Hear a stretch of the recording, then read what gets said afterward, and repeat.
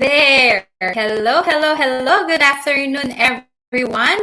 Welcome to Coaching Talk. So I am Coach Phoebe from Life Coach Philippines, and this is Coaching for Self-Literacy. So this coaching conversation is for people who are going through a journey of self-literacy, meaning finding self-significance, having that self-trust, and also that self-recognition.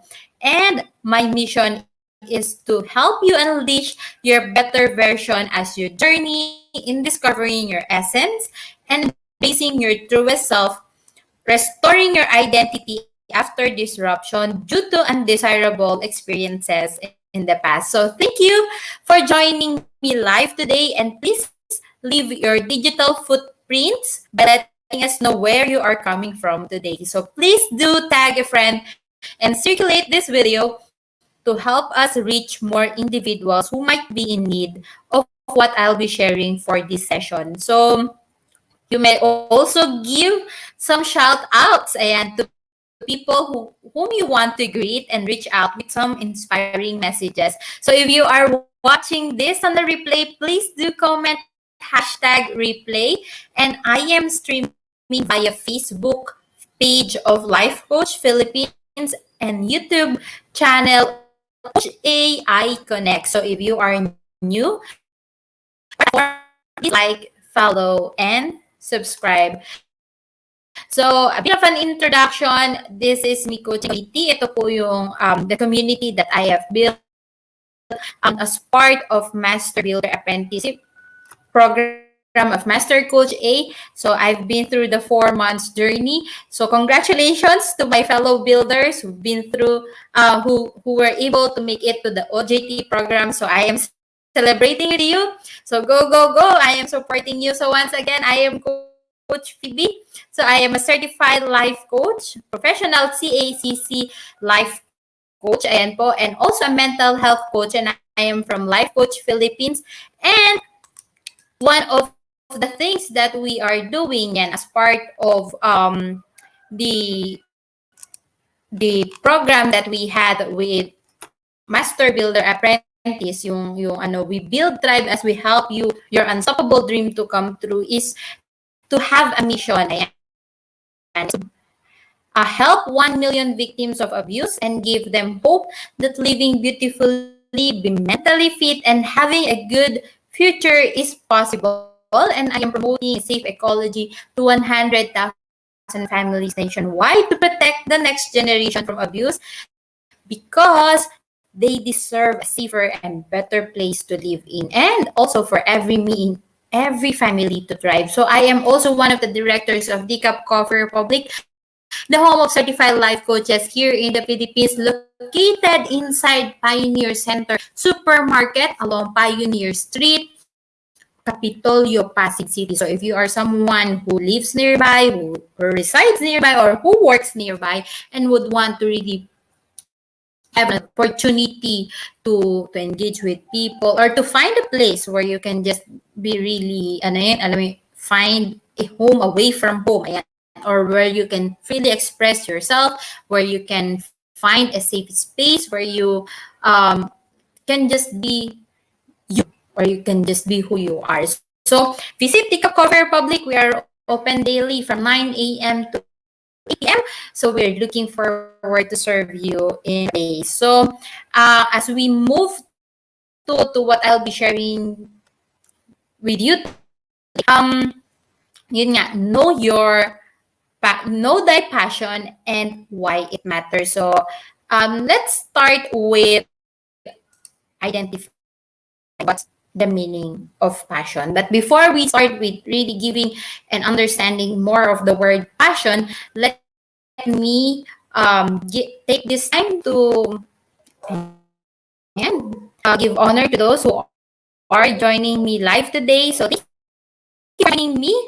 Mayor Leonard Cales, ayan, from Dad Benguet, salamat po for joining me. And Fritz Sige, thank you for joining me. Watching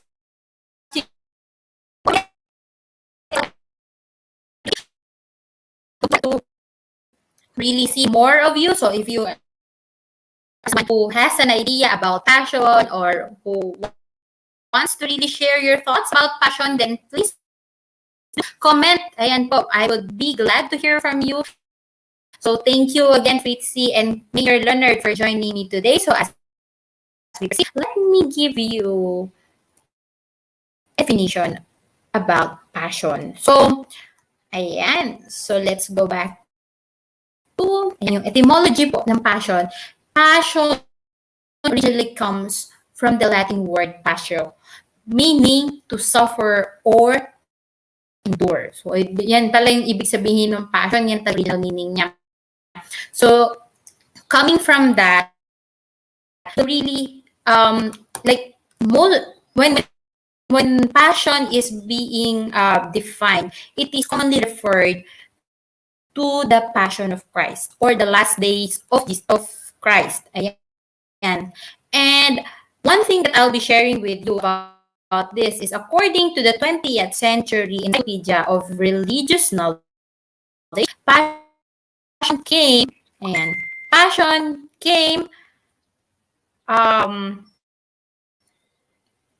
to describe Jesus' suffering. Ayan, because of the synoptic gospels show a remarkable similarity of wording in telling how he told his disciples about the sequence of events. So the Son of Man must suffer many things. Ayan, since Jesus underwent the furthest extent of suffering, passion is the most fitting to describe his story. So ayan po, kaya po yung meaning ng passion, it would always be correlated or interconnected with suffering or enduring, just because it is really connected to how Jesus went through that suffering. So another term or another definition for passion is it's strong liking or desire for or a devotion to some activity, object, or concept. So another definition is an object of desire or deep interest. So I got it naman from Merriam-Webster Dictionary. So if you are someone who's joining and want to share with me kung ano yung definition of passion for you, then please comment. I will read it and I will look for to know and again, really have that moment to understand then how do you see passion. So I will give you one thing that, and this is something that I would want to share with you, as I have just learned it yesterday lang din. In fact, so did you know, and did you know, are you someone who is familiar? Ayan. So if you are someone who is familiar with this, or who has a plant like this, or something that you have seen this sa mga TV shows and all, yung mga cooking shows, di ba? Kasi madalas, actually, before, I used to hear this type of fruit, pero I do not know what it looks like.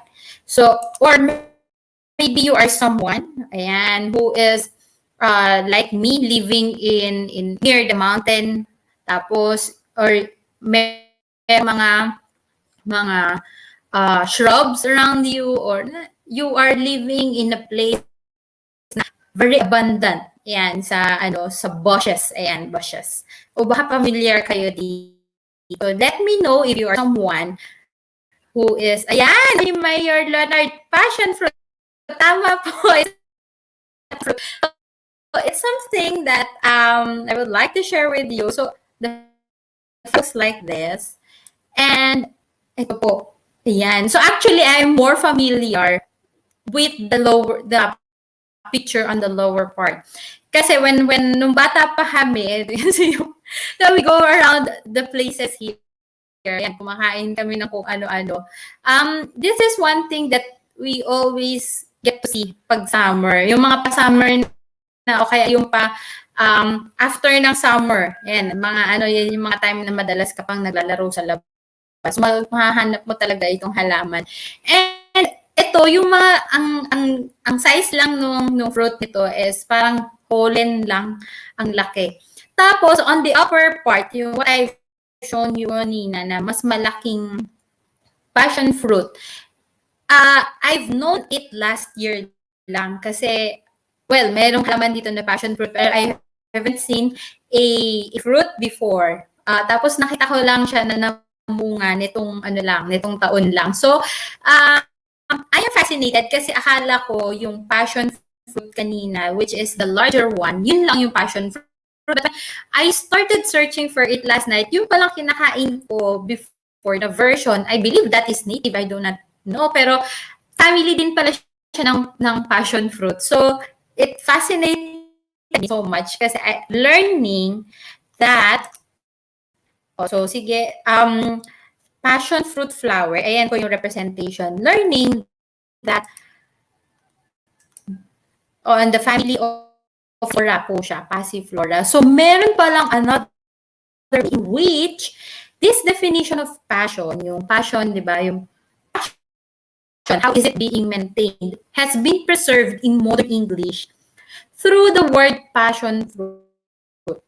So, most specifically, it's flower. So, di ba, nakakatuwa talaga to eh. Kasi I've started really when I have looked upon it, sobrang tuwang-tuwa ako. So, meron dito, so I am able to get yung different parts of the flower and to really connect it. Ano ba talaga siya pinangalanan? O yun, sabi Mayor Leonard, dami yan dito, pero ang dumami bahay. Oo, dumadami yung bahay. No? Kasi as we progress, no, tama, Mayor. So as we progress, yung mga bushes are being converted into a residential area, so nawawala na talaga yan sila. Actually, the last time I have looked for this, dati kasi we just, dadaan lang namin yan dyan eh. The last time I have seen this is when me and my niece went like really walking papunta doon sa isang mabundok na area dito sa park namin. So yun lang yung last na huli kong kita dito. So minsan hindi na siya nagiging nakikita kapag hindi mo talaga pinupuntahan intentionally in a bushy area. So ayan. So as we move, if you can see, ayan, if you can still remember science before, di ba, yung parts ng flower, ayan po siya. So, marami yung parts ng flower. But then, something that is really interesting about this is, how is it named passion fruit? So, let's see, paano nila kino-correlate or kino-connect yung passion fruit with the passion of how they, how they share passion of Christ. So the pointed tips of leaves were taken to represent the Holy Land. So ibig sabihin ito po yung pinang tusok, ayan, pinang tusok po doon sa sugat ni Christ on his chest. Ayan po.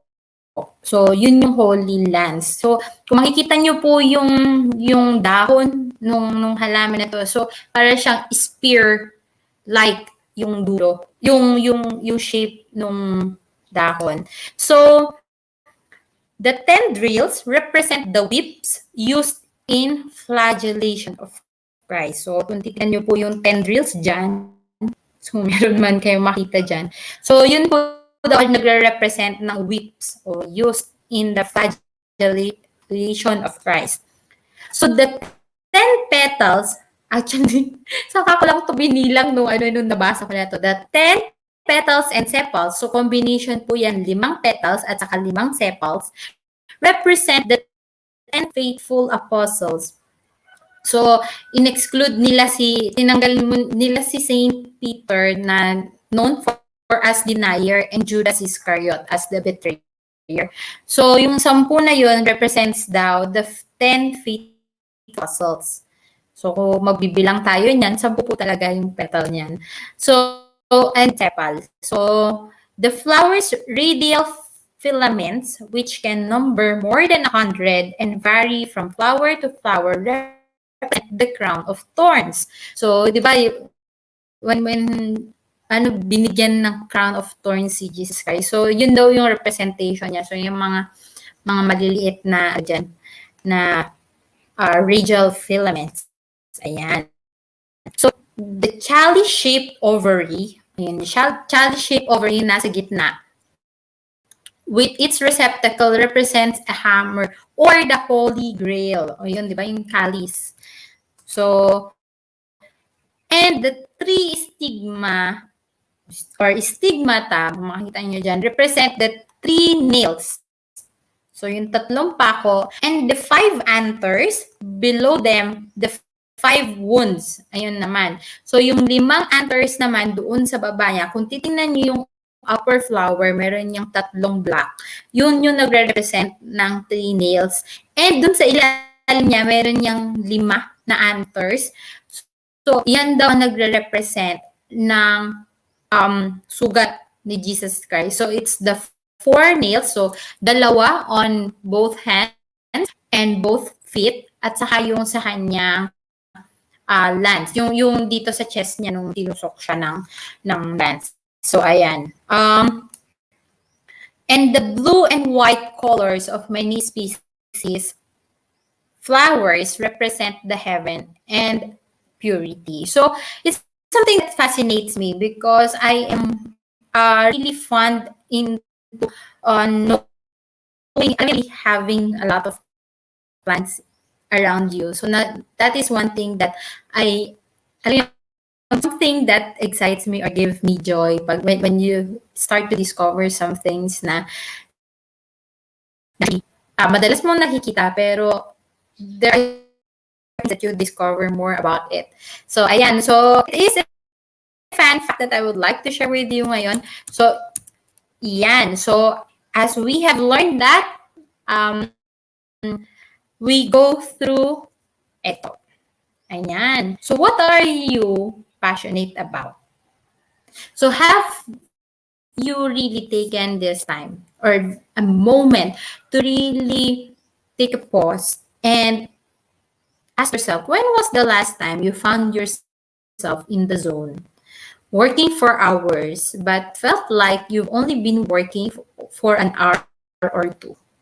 So, diba, we do things that, like, when we are so into it, we spend so much time really knowing, like really doing it. Tapos, at the end of the day, akala natin we spent like an hour or two lang. So parang walang kapaguran, di ba? You are really at the momentum. So you are really just joyful to be in that place or to be in that moment and just doing the things that you love to do.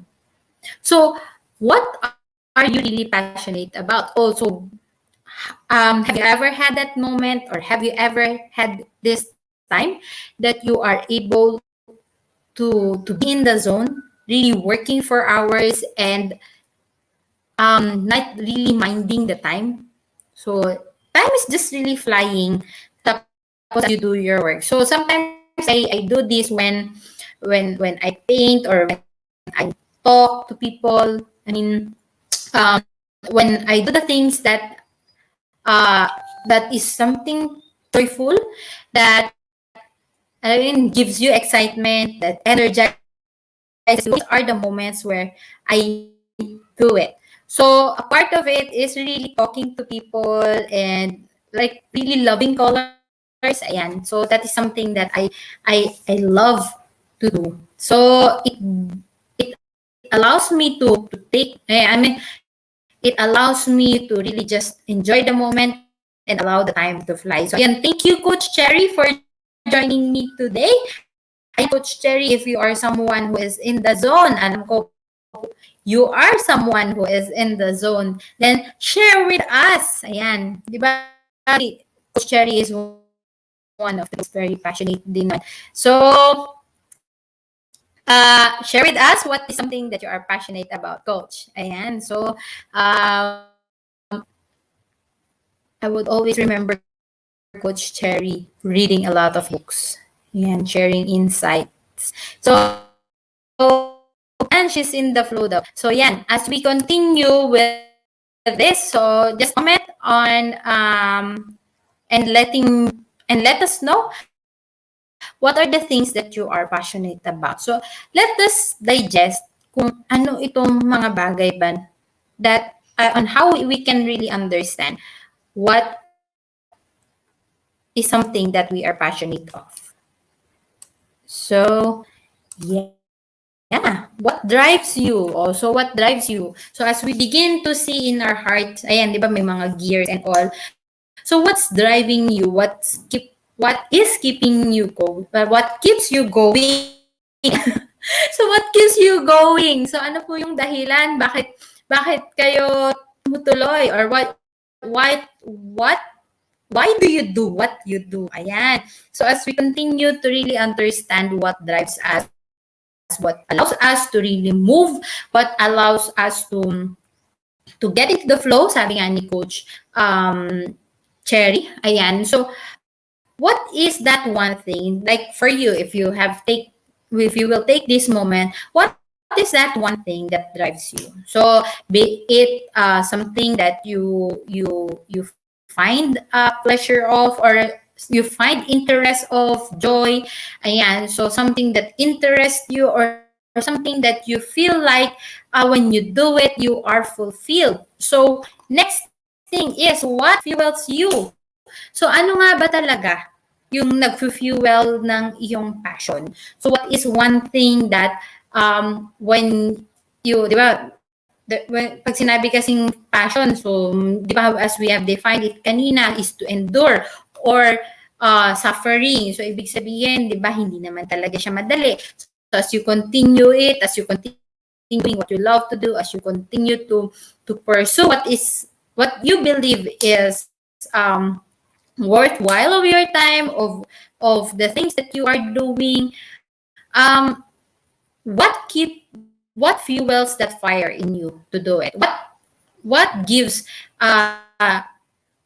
ay yung ignition ba? So kumbaga yan yung something na if you pour it out, then your heart will just really be on fire to do it.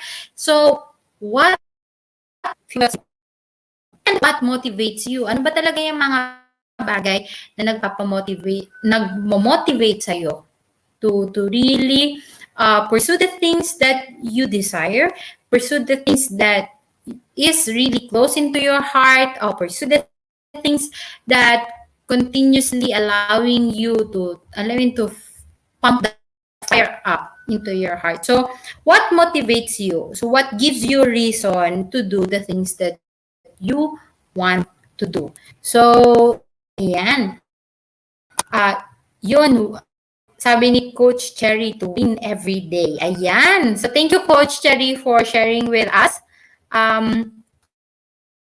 Ayan, Coach Nords is also joining us. Thank you, Coach Nords, for joining us. So sabi ni Coach Cherry, I am passionate about discovery. O yan, tama. Kasi Coach Cherry is someone na, like, I have always been hearing insights from her, like sharings from her on the things that she kept on reading. So she is really into discovering things. Ayan, Coach Nords, what are you passionate about? What drives you? Ayan, Coach Cherry shared yung pangarap daw niya. So thank you, Coach Cherry and Coach Nords, for joining me and for sharing your thoughts and insights. Ayan. So why is really knowing your passion matters? So here's one thing. So statistics show that 85% of employees are not engaged in the workplace. So according to Gallup's State of Global Workplace, only 15% of employees are engaged in the workplace. So as we continue to see that the business world is rapidly changing and it requires engaged, creative people to solve problems and create solutions, yan, yung ano dito is when people are not working from their passion, they don't tap into creative resources that are possible. So, yung individual potential is never released. So, opportunities are left on the table, and ultimately it affects the bottom So, ibig sabihin, this means the majority of the workplace either viewing their workplace negatively or doing the bare minimum to make it to the day with little to no emotional attachment. So this is something that I got from blog.smart.com. So there are a lot of facts or insights there, really involving into engagement of employees into their workplace. So one of the things that we get to see here is if you are someone who is not really working with your passion, alam mo, when you do the things that you love, especially, di ba, when we are working, a lot of people would just come to work, like wake up every day, go to work, then after work, you go home, and another day, wake up again, you go to work. So it's a routinary part. So there are a lot of people, if they are not really into their passion, like really putting their heart so much into it, then eventually they'll get burnt out and they will not really get into engagement with the work that they are doing. So kaya nga, di ba, nawawala yung passion, we tend to really be, alam mo yan, pagod, would really get burnt out, get stressed, ayan. So but when you are someone who is really working with your passion, alam you get to really bring that excitement to the environment, like really allow that joy to be in a place, to share it to other people whom you are working with.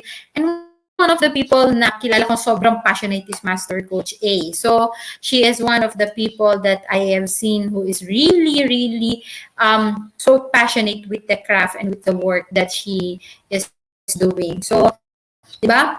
As you have seen people like her na who would really be influential and progress in the craft that they are doing, you would really find their passion. So they are the people that are really energized. Ayan. So, yung energized with everything that they are doing na parang in a snap, they can just really create contents or they can just share a lot of things about what they are doing.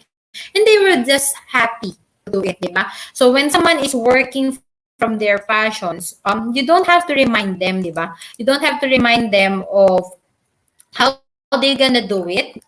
Um, when you are someone who is actually doing it, sometimes you forget to eat pa, di ba?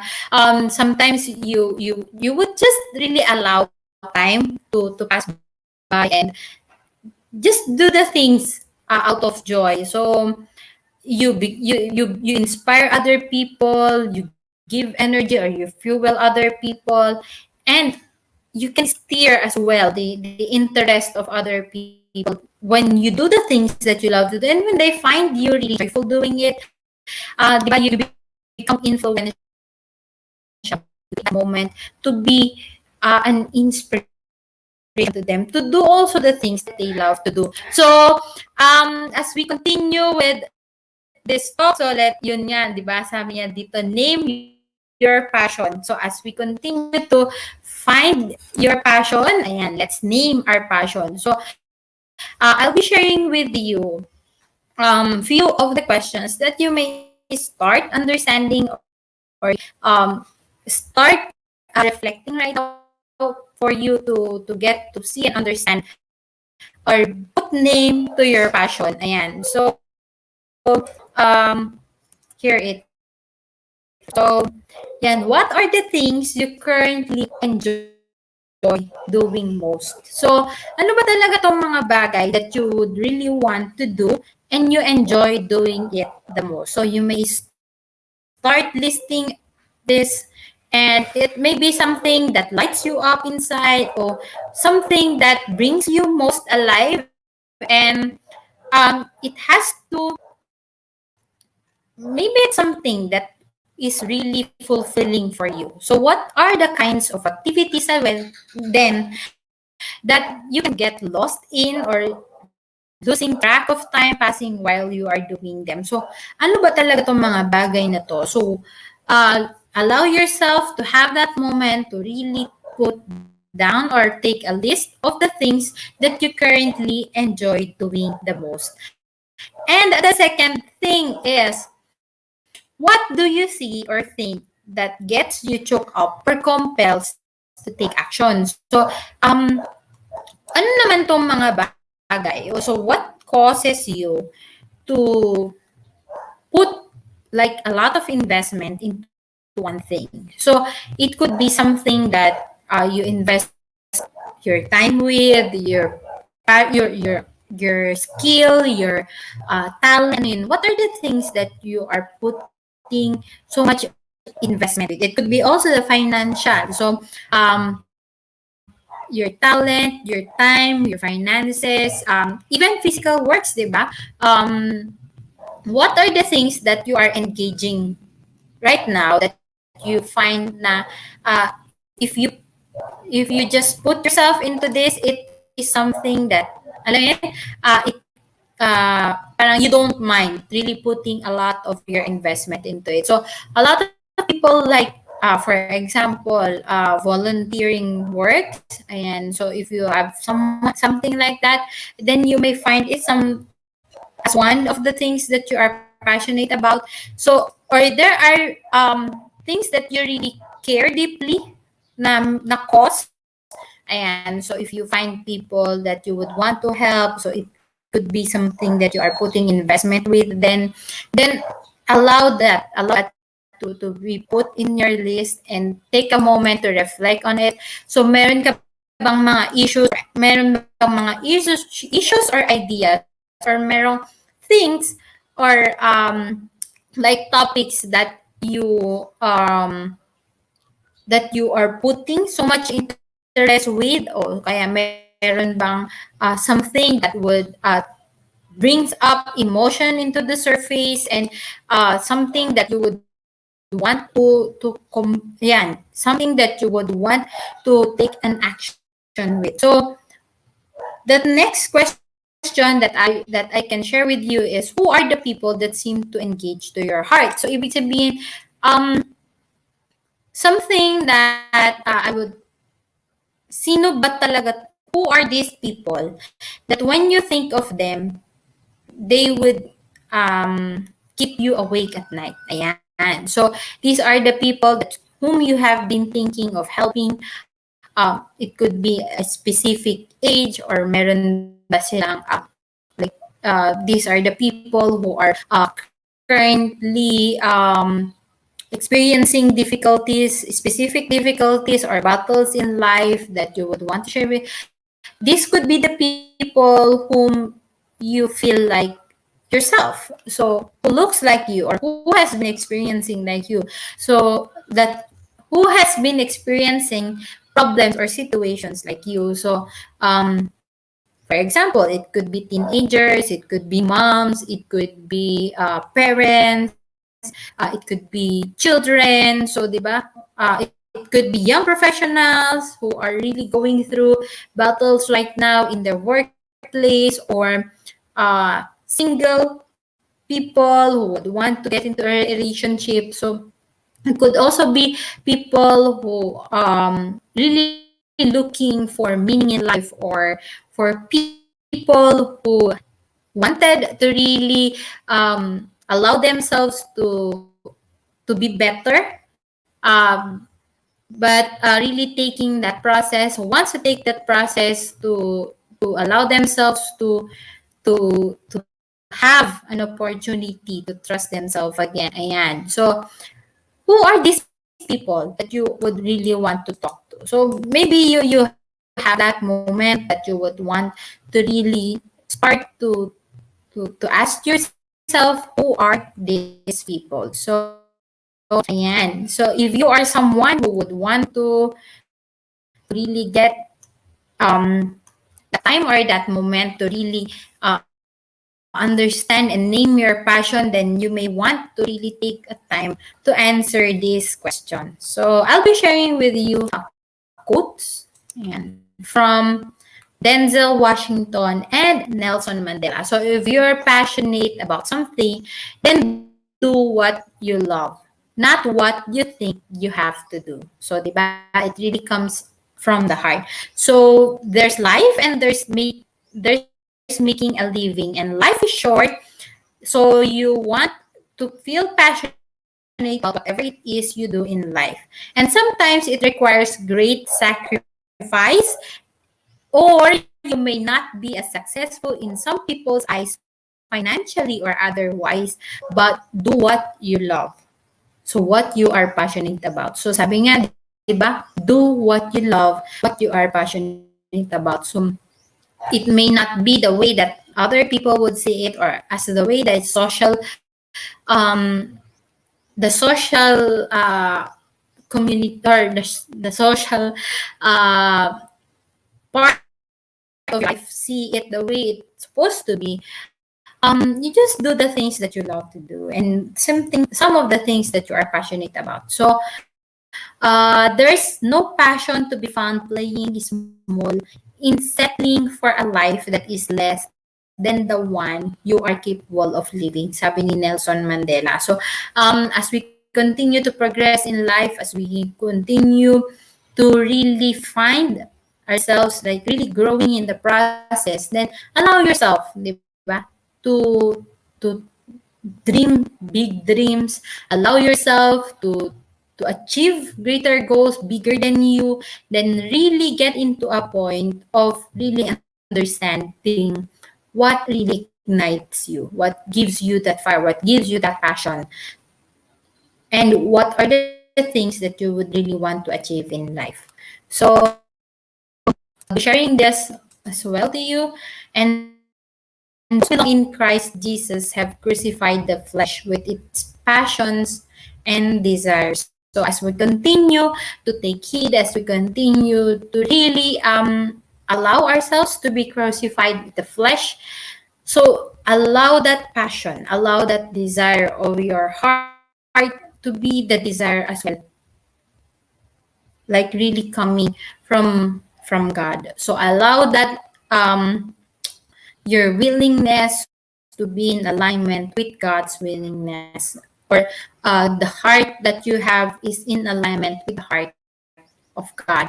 And as we understand that where your treasure is, there will your heart, there will your heart will be also. We will begin to understand that some of the what what you are putting, like what you are investing, or what you allow to see as of something that is valuable, what you really put so much of yourself into, there is your heart will be also.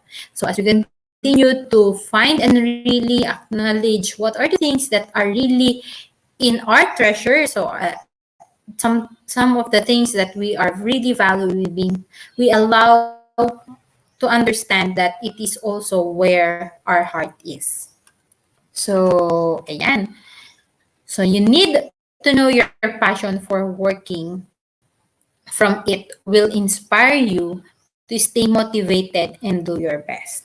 So, di ba, as we continue to do what are the things that we are passionate about, we discover what keeps our heart on fire. So, di ba, as we continue to really allow this time to really submit whatever we are doing to Christ, to God, in everything that we are doing, um, it will really be God who will put that joy into our heart as we continue to do the things that we love to do, as we continue to do the things that we believe in, and what we are receiving is coming from Christ.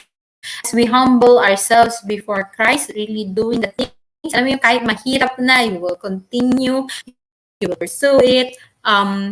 When things are not really going the way you want it to be, and as you have expected it to be, and just really continue, for you are still believing that God who will really who have started in you will put things into completion as you humble yourself before God and allowing him to really move through you and in you and put, diba, in all your sufferings, diba, it will never be put into vain because God will be faithful to really answer all the things that and to give you the reward in everything that you are doing as long as you humble yourself before Him, as you submit yourself before Him and do the works for Him, as you are serving Him and not man, like really allowing Him to really be the God in everything that you are doing, then surely the Lord will allow you to prosper.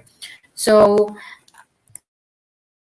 you continue, if you continue to allow your heart, di ba, to really work in everything that you are doing, you will really find that passion in you. So if your heart is not in it, if it doesn't have meaning to you, you will be unable to give time and energy required for it to be successful. So it matters that you have to put your heart in everything that you are doing. So yeah, so as we continue to bring inspiration and transformation into your lives, ayan, so I really invite you to come and visit the Cup Coffee Republic, the home of certified life coaches. So it is where inspiration begins and transformation happens through the platform of life coaching. There you will find people who are passionate in what they are doing. So there are life coaches on floor who will be supporting you, and yeah, really helping you in every journey that you have in life. So coaching on demand is available 24/7, so you can reach out, connect with us at 0917-586-1661. And syempre, ayan, so part of what we are sharing with you for this month is the I Dream Inspired Journal. So diba, as we continue to dream big dreams, as we continue to do the things that we are passionate about, we continue to have that vision, diba, yung the dream of really seeing ourselves being in the place where we want to be.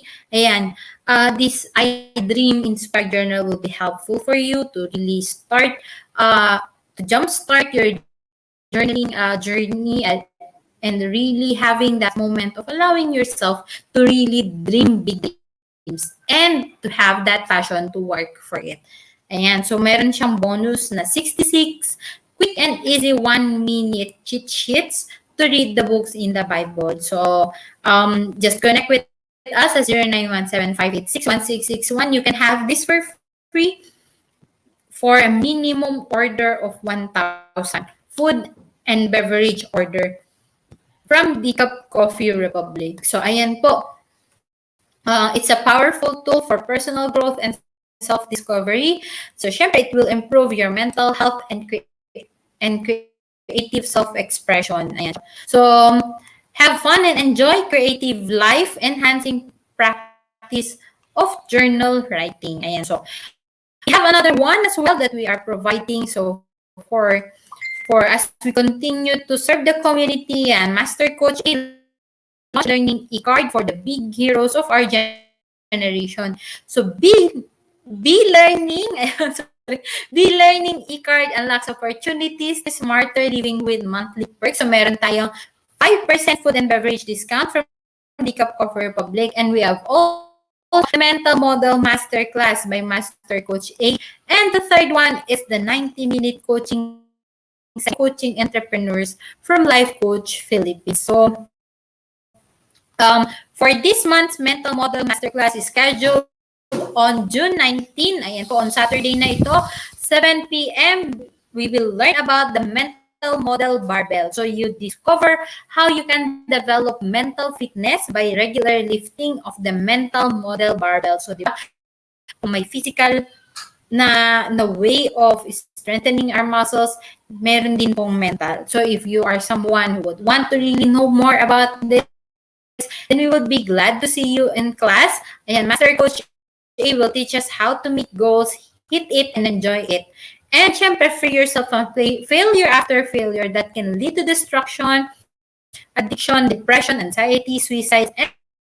unfortunately, far more undesirable things in life. So, how to get this, how to be inside the Be Learning Society, just connect with Coach Results 0917-586-1661. So, allow this time to really have an investment for yourself and really get into a point of having a smarter living. Ayan. So, I continue. I would like to invite you if you are someone who would want to really get into a journey of having a courageous living, and really start embracing you. Ayan, I am inviting you to join this Courageous Living Coaching Program for Self-Literacy. So it's a six-part na coaching session. So if you are someone who is interested to know more about this, then connect with me. You can message me or reach me through these pages. So my Facebook account is Phoebe Tarun Reyes. My page is Coach Phoebe. And yung group or the community that I am building is This Is Me Coaching Community. So you can connect with me via these Facebook pages and accounts. And also, you can email me at phoebereyesclc@gmail.com, or you can message me directly at 0927392411. So you can also get in touch with me via Life Coach Philippines page if you are someone who would want to really get into this program.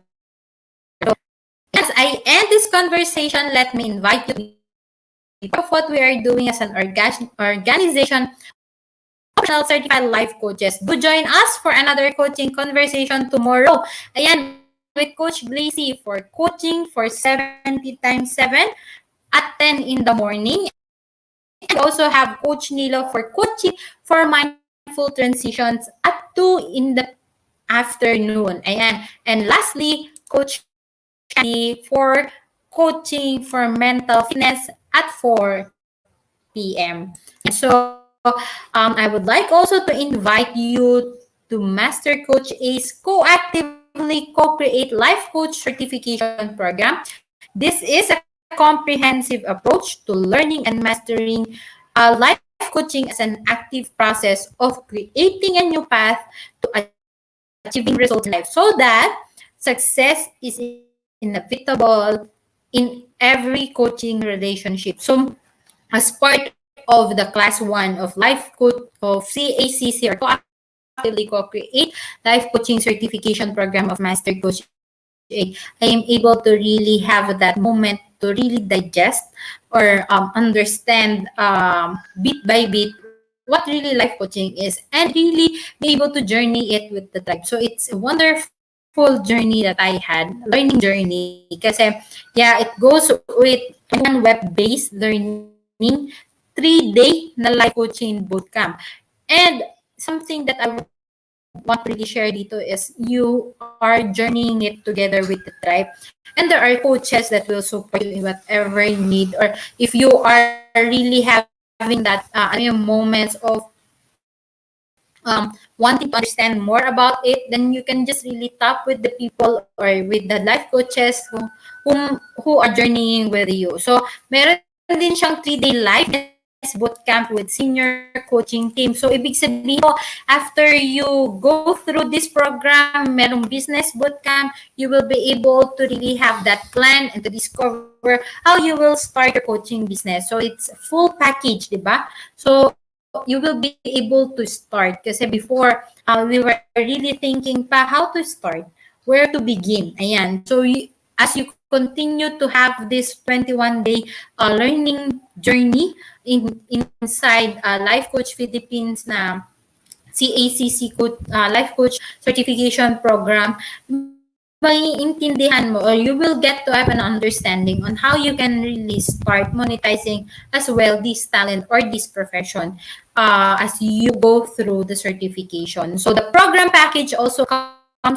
with many other bonuses. So connect with Coach Rizal through 0917-586-1661. 5861661. So, tandaan nyo lang po yan, 0917-586-1661 for you to discover opportunities waiting for you in this profession. So, once again, this is Coach Phoebe from Life Coach Philippines for Coaching Think Talk. So, coaches like us think and talk like this. So, this is us in the Philippines. Love Bamboo, love Bamboo, love Bamboo. Thank you for joining me. Bye-bye.